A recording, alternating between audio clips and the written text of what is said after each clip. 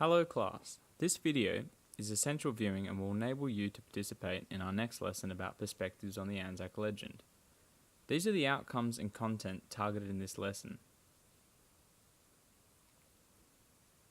So as you can see, there will be a focus on perspectives, particularly in trying to understand different perspectives on the ANZAC Legend. I'll start by reviewing what we have covered so far. We've learned about the aims of the campaign, connecting Russia's ports in the Black Sea to the Mediterranean in order to move supplies and troops, attacking Constantinople with the hopes of removing the Ottoman Empire from the war, to control the important Dardanelles Strait, to open a new front because of the stalemate in Western Europe, a front being the area between two opposing armies, and finally to make use of the British Navy, which had not fully been utilised so far. This map shows the area we're discussing and the location of Constantinople. As we know, the naval campaign was a failure. These are some images showing the Entente fleet, and the bottom two show ships sunk by the Turkish mines that defended the strait. Because of this setback, the Entente armies mounted an amphibious attack, which is where the ANZACs become involved. If you recall, ANZAC Cove was not the intended landing site for the Australian and New Zealander forces. The intended landing site was much more advantageous and only a mile south, but the night landing had resulted in mistakes.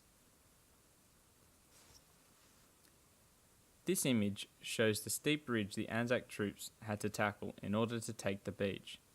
These difficult circumstances were one of the first setbacks that led to the eventual stalemate and the 8,000 plus Australian deaths before the eventual evacuation of troops from Gallipoli. This painting shows the Wellington Battalion as they defend the peak of Chunuk Bair, the furthest inland position gained by the Entente forces. In the background you can see a glimpse of the Dardanelles, the main objective of the whole campaign. Of the 760 men who captured the position, only 70 survived to be relieved by reinforcements. The Ottoman commander, Mustafa Kemal, retook the peak the next day, and the stalemate continued. In the face of immense difficulty, brave defenders and terrible conditions, the ANZAC troops had persevered. This display of resilience led King George to state that the ANZAC troops had indeed proved themselves worthy sons of the Empire.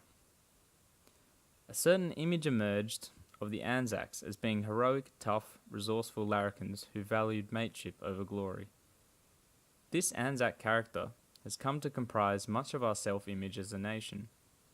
Commemorations of the event began from the first anniversary of the landing.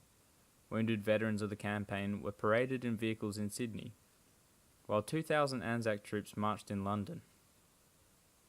In modern Turkey, a similar sentiment of sacrifice is commemorated, as the Ottomans suffered more casualties than the Entente forces in their staunch defence of the peninsula and strait.